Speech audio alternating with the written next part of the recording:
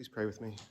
May the words of my mouth and the meditations of all of our hearts always be acceptable in your sight, O Lord, our rock and our Redeemer.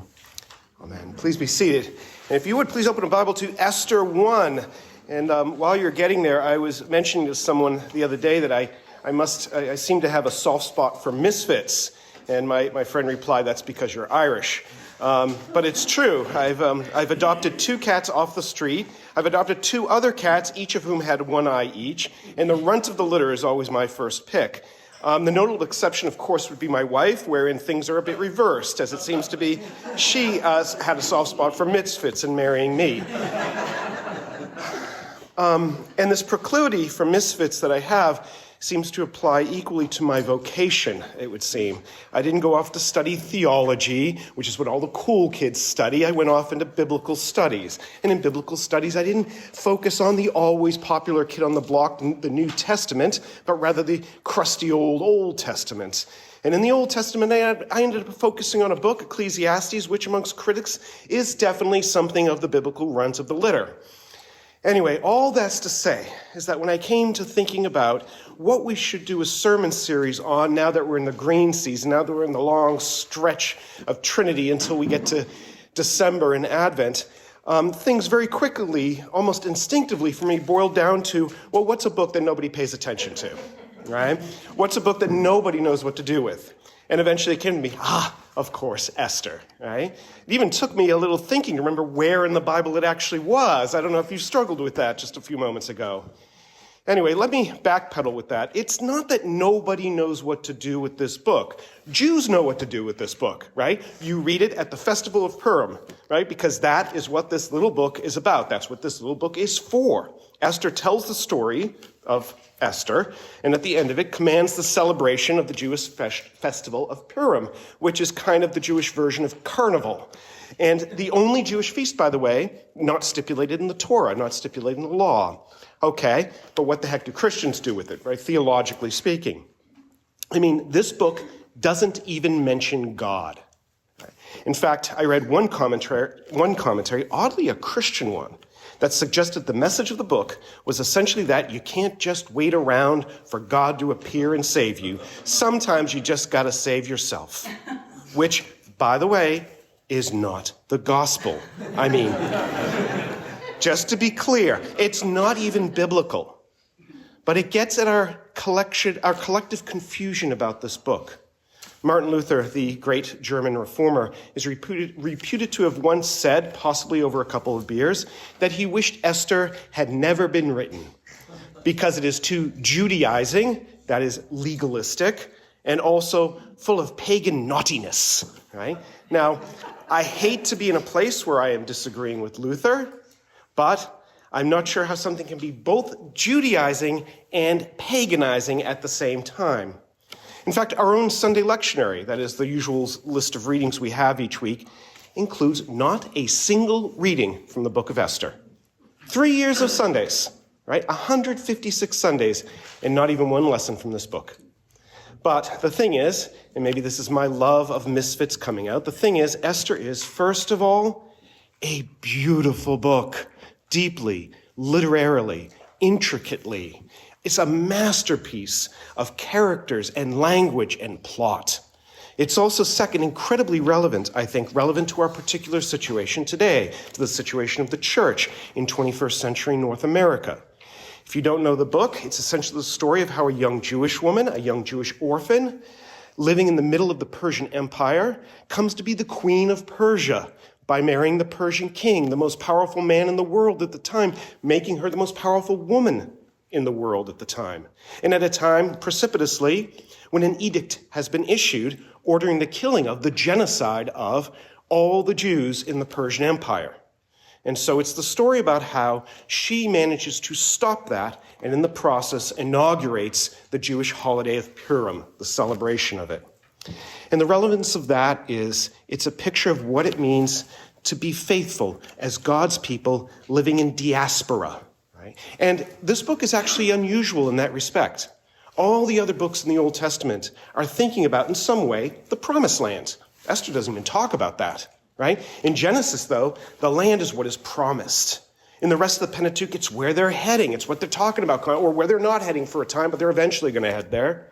In Joshua, it's what they conquer. In the prophets, it's kind of what they make a mess of and then get kicked out of and then long to get back into. In Ezra and Nehemiah, it's what they return to and try to rebuild. But Esther, it doesn't talk about the promised land any more than it talks about God. It's a book about God's people outside the land, living their lives and intending to do so all their days where they are, amongst the nations, amongst pagans, and all the while striving to be faithful and true to their identity as God's people in such a world, in a world that has very different values and very different ethics, in a world even that sometimes hates them. And in this, striving to be true to the word of the Lord that Jeremiah proclaimed. This is Jeremiah 29. Thus says the Lord of hosts, the God of Israel, to all the exiles whom I have sent into exile from Jerusalem. Build houses and live in them. Plant gardens and eat their produce. Take wives and have sons and daughters. Take wives for your sons and give your daughters in marriage, that they may bear sons and daughters. Multiply there and do not decrease, but seek the welfare of the city where I have sent you into exile, and pray to the Lord on its behalf, for in its welfare you will find your welfare. Now, in a sense, as God's people, we are always exiles of a sort. Our kingdom is not of this world. And yet the perspective of Esther, the perspective of being in this world, in the diaspora for the long one, right? That is not having your bags perpetually packed on your way out, right? That's an important perspective to have, especially for us today. To know that even as we are surrounded by an increasingly, seemingly crazy world, right? And the world of Esther will be crazy. Even as it would seem that God is nowhere likely to be seen, much as he goes unmentioned in Esther, the truth is that God is wherever his people are. In Jerusalem, when they're in Jerusalem, but also in Babylon, when they're there. In Susa, in the middle of Persia. In Pittsburgh, in Cranberry. Heck, probably even in Jersey, right? I'm not going to stretch it, but you know. So yeah, 1, literarily brilliant. 2, extremely relevant to us today. But also 3rd, hilariously, uproariously funny. And intentionally so, and I hope we see that. And I realize that that is a tough thing to claim about a book like this after the events of the 20th century, after the Holocaust, after even current events, about a book that has at its center the threat of the mass extermination of all the Jews. And yet that's part of the point. Even existential threats to God's people can be something to laugh about when you know that God is with you always. It's a text commanding the Jewish equivalent of carnival, after all. Indeed, all the commentaries I've been working with, and they're all Jewish for what it's worth, because for some reason, all the Christian ones I've looked at are all pretty lame. All the commentaries remark on that same aspect, the humor of this book.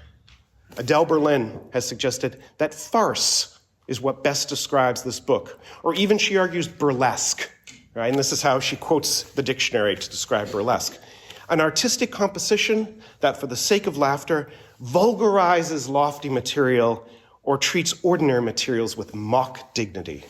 Right? And once we dig into things, beginning right here in chapter 1, I think it will be hard not to see precisely that going on. Speaking of things, let's dig in, right? Esther chapter 1, let's begin right at the beginning, verse 1. And kudos to Kim, who... just say, I was praying for you back there, so... verse 1. Now in the days of Ahasuerus, the Ahasuerus who reigned from India to Ethiopia over 127 provinces, in those days when King Ahasuerus sat on his royal throne in Susa, the citadel, in the 3rd year of his reign, he gave a feast for all his officials and servants. So first of all, what that's opening into is a prologue to the main story. Think of it like the opening of a movie where you begin with a flashback from many years ago that's intended to set the stage for what's going to be the real story. It's a bit like how every Batman reboot has to begin with the flashback of the death of Bruce Wayne's parents, right? It has to. You can't not do that. Or it's like the opening of Peter Jackson's final film in the trilogy, The Return of the King, where it opens with a flashback many years ago to Gollum killing his friend to claim the One Ring. And then the opening credits roll. And then we're in the middle of our regular story with Frodo and Sam in the middle of Mordor, right? Chapter 1 is like that. In verse 3, we're told it's the 3rd year of the reign of King Ahasuerus. More on him in a second. But by the time things really are going in the story, say up ahead in chapter 3, We're told it's the 12th year of his reign, right? So, chapter 1, opening flashback. And so the job of chapter 1 is going to be to set the stage for the book, to set up the situation, to set up the tone, and to frame expectations. The second thing to be aware of is that if we try to read this book historically, we're going to give ourselves a headache, right? That's not to say it isn't history or couldn't be history. It's just to say that's not what you're supposed to be reading it as. I know I harp on this quite a bit, but we moderns have this perverted, insatiable, sinful even craving to need to read everything in the Bible as historically accurate, as though the only way God can convey truth, the truth about who he is for you, is through historical accounts that will stand up to New York Times fact-checking, right? But that's just not how ancient cultures worked. That's not how the Bible works. That's not how God works. When God has something really important to say, sometimes he just needs to sit you down and tell you a good story, right? Take Jesus himself in the Gospels. Typically, when he wants to help us understand better who he is for us, what the kingdom of God is like, typically, he tells a parable. He tells a story. And chapter 1 opens in such a way so as to signal this. First, there was technically no King Ahasuerus of Persia. The name typically is read as a Hebrew rendering of either Xerxes, right? He's the creepy guy in the movie 300, the one who tried and failed to conquer Greece, right? It's either Xerxes or Artaxerxes, who is Xerxes' son. Now, regardless of which king you go with, the problem is that one of the main characters, someone named Mordecai, is introduced in the next chapter, chapter 2, as having been a part of the first exile from Jerusalem in 597 BC. Now, if you do the math, and I have, that makes him at least 114 years old in the third year of Xerxes' reign, or 123 years old when the action actually gets going in a couple chapters. And if you think it's King Artaxerxes, not Xerxes, well, that makes Mordecai 144 years old, okay? Now, he could be that old. I mean, anything's possible for God, but the story is basically telling us it doesn't care about stuff like that, right? It's like, yeah, whatever, okay? These aren't the historical details you're looking for, right? Even the opening phrase, now in the days of Ahasuerus, the Ahasuerus who reigned from India to Ethiopia over 127 provinces. It's got a certain once upon a time feel to it. A long time ago in a Persian empire far away, right? And no other historical accounts like Herodotus, right, record there being 127 provinces to the Persian Empire. In fact, early Jewish rabbinic tradition, what they saw in this number was that it was crazy, the same number of years that Sarah lived, right? And you're like, wait, but that's what they thought. Sarah, Abraham's wife, the mother of Isaac, the mother essentially of all the Jewish characters in this story. And they saw that as what was significant there. They read that as a picture of God's continuing faithfulness and blessing to his people, right? That is not to get ahead of ourselves, but, right, they saw in Esther, Sarah's descendant, becoming ultimately the queen over everything that's described here, over all those provinces, over India through Persia, right? Essentially over the known world, right? They saw that as a continuation of the promises to Sarah. And so in these opening verses, we're being told we're getting a story. And if the rabbis are right, we're getting a story about God's faithfulness. Even if he's not mentioned, it's a story about God's faithfulness to his promises of old, to his people, and not just in the land, but out in the whole world. Okay, so what comes next is a picture of that world. Starting in verse 3.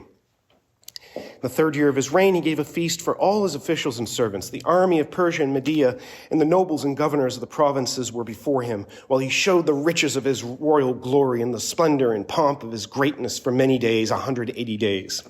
Okay, this is insane, right? You need to see this as completely crazy. The book of Esther begins with the mother of all frat parties, right? 180-day drink fest, right? That's a year and a half of keg stands and Jagermeister shots, right?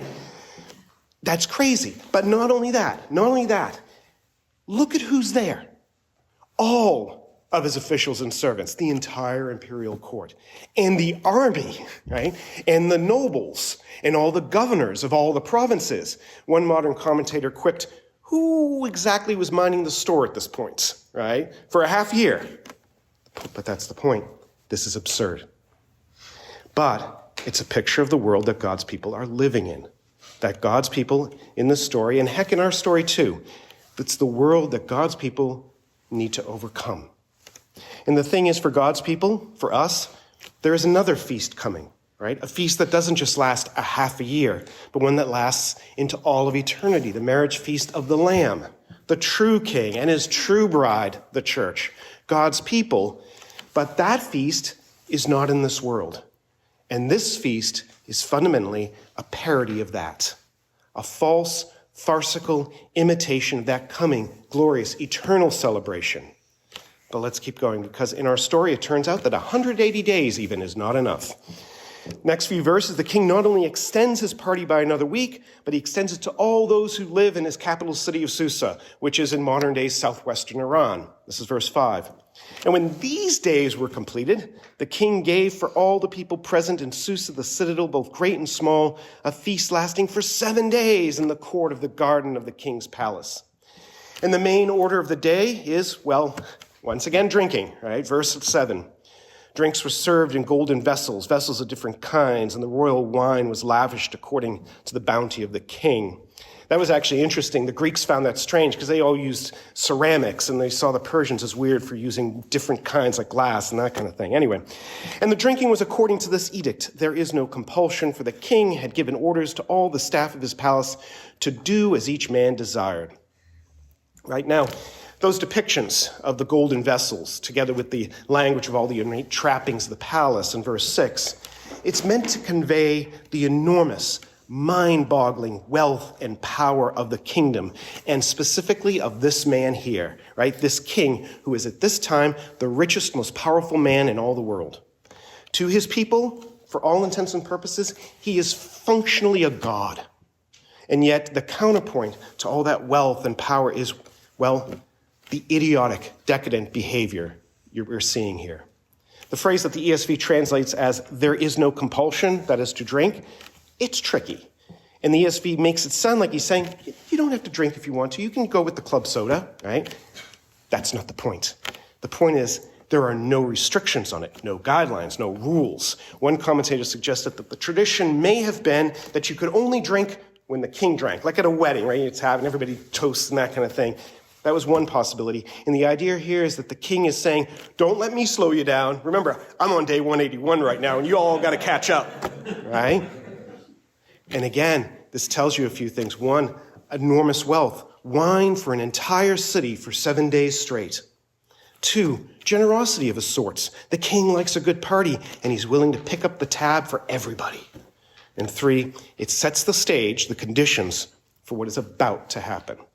Because the Queen Vashti, is having a party of her own, verse 9, for all the women of the palace.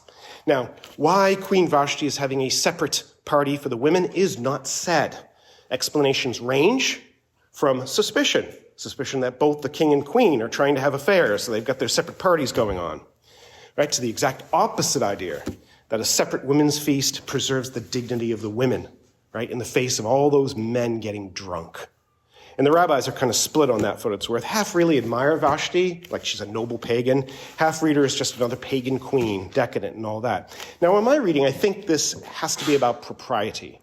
The men are having their own party, which is going to look something like Animal House, toga, toga, toga, right? And exposing the noble women of the palace to that, a rowdy crowd of drunken nobles and commoners to boot, well, that's potentially indecent. And that is why the king's command to the queen is clearly inappropriate. Verse 10. On the 7th day, when the heart of the king was merry with wine, he commanded Mahomen, Biztha, Harbona, Bigtha, and Zethar, but this is part of the point, Zethar and Carcass, the 7 eunuchs who served in the presence of King Ahasuerus, to bring Queen Vashti before the king with her royal crown, in order to show the peoples and the princes her beauty, for she was lovely to look at. But Queen Vashti refused to come at the king's command delivered by the eunuchs. Okay, so what do we got? It's the 7th day of the party, technically the king's 187th day, but the point is that number 7, right? Suggests fullness, completion. In this case, I think the fullness of the king's inebriation. Verse 7 again, when the heart of the king was literally good with wine. Right? He commands his 7 eunuchs, there's that number 7 again, all with names that one commentator described as a series of tongue twisters. Again, sorry, Kim, right? And we'll see the same thing again in verse 14. 7 names of 7 advisors, all hard to pronounce. And this too is part of the farce of the story. It's a bit like Snow White and the 7 dwarves, right? And their names, Happy, Doc, Grumpy, Dopey, Bashful, Sleepy, and Sneezy, right? That's kind of what's happening here. And the king sends them to the queen, which, when you put all this together, is a picture that simultaneously conveys both deep, serious, austere court formality, right? An entourage of 7 officials commanding the queen's presence, but also complete ridiculousness and absurdity. And above it all, the offensiveness of the request of this order. At the very least, the king is treating his wife like a thing, like a trophy, something to be shown off to a crowd of drunken men that she segregated herself from. Not only that, not only just at that base level, she is the queen, right? She is his royal spouse. The Midrash on Esther, that is the ancient Jewish commentary on the book, gets quite imaginative at this point. It sort of flushes out a bigger story. And it envisions that what ensued was a drunken debate over who were the most beautiful women in the world, the Persians or the Medes, right? And Queen Vashti in the tradition was thought to be the granddaughter of King Nebuchadnezzar of Babylon. And so King Ahasuerus says, neither Persians nor Medes, Babylonian women are the hottest, and I'll prove it, right? And the Midrash suggests that what the king is ordering is that she come to the party with her crown, but just her crown, right? To prove that point. But regardless of what exactly is going on, she refuses. And it doesn't say why, but you can imagine. Because her refusal not only preserves her dignity, it preserves his, right? In the midst of his drunken state that he's in the midst of this shameful situation. Because on the outside, he's a man of incredible power and wealth and grandeur, but inside the character of the man is small, impoverished, and ultimately pathetic. And she's not letting him drag himself nor the queen of his empire down to an even baser state. Next, we are shown, not surprisingly, that his court is really no better. The king is furious at her refusal, right? And he gathers together his 7 advisors, the next set of Happy, Doc, and Grumpies, who are presumably also all drunk at this point. And their reaction? Well, basically, it's all about what this means for them, right? Look at verse 16. Then Memucan said in the presence of the king and the officials, not only against the king has Queen Vashti done wrong, but also against all the officials and all the peoples who were in the provinces of King Ahasuerus. For the queen's behavior will be known to all women, causing them to look at their husbands with contempt, since they will say, King Ahasuerus commanded Queen Vashti to be brought before him, and she did not come. This very day, the noble women of Persia and Media who have heard of the queen's behavior will say the same to all the king's officials, and there will be contempt and wrath in plenty. In other words, we got to do something so this doesn't happen to our women, right? So the next verse, verse 19, Memucan suggests a royal decree giving Vashti, notice she's no longer at this point called Queen Vashti, she's already as good as deposed, giving Vashti what she chose earlier, to no longer be in the king's presence, to no longer be his wife, to no longer be the queen, and as read by some ancient commentaries, possibly to be no longer living. And all of that, end of verse 22, so that every man might be the master in his own house. Think about that. Think about how the chapter began. Now in the days of Ahasuerus, the Ahasuerus, who reigned from India to Ethiopia over 127 provinces. But here, at the end of the party, the truth comes out. He and his court are not even the masters of their own households. In short, the emperor has no clothes. All the power, all the wealth, it's all a farce.